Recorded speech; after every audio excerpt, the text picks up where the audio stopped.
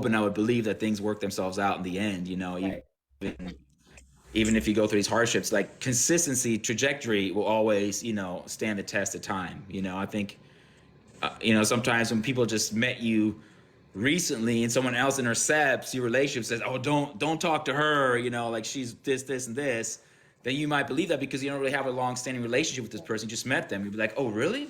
I didn't get that impression, but really, well, maybe I need to just step back," and you get this weird impression. But if you watch the person's trajectory over years and they're consistent, then people will know who you really are. I think that Right. that consistent trajectory towards what's right or towards what's wrong is gonna eventually play in your favor over the years. People will see who you are eventually. Well, yeah, Who you- absolutely. And I mean, that's a good question though. Like, whose approval are we seeking? Because I think for this message that you try to share on a certain level, that matters, but it's only the quality of the approval or the people that you're really trying to speak towards is all that matters. And it's really not so much as their approval as so much as them supporting you.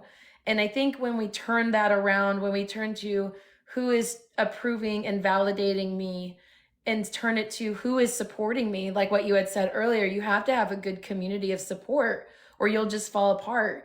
And that way, if you start focusing on that more, you'll realize that you can ask the same question of who's validating me, and you can add less than you can ask who's supporting me, and that ends up taking that place, and then your mindset shifts to, oh, okay, well, I appreciate that you liked me, you followed me, you commented, come up to me and shook my hand, but there's this other person that's actually sitting there during my hard times, during the times when I don't have anything great to say, that's still there with me. And I think that's really a great way to get rid of that mindset of whose approval am I looking for and look for more support.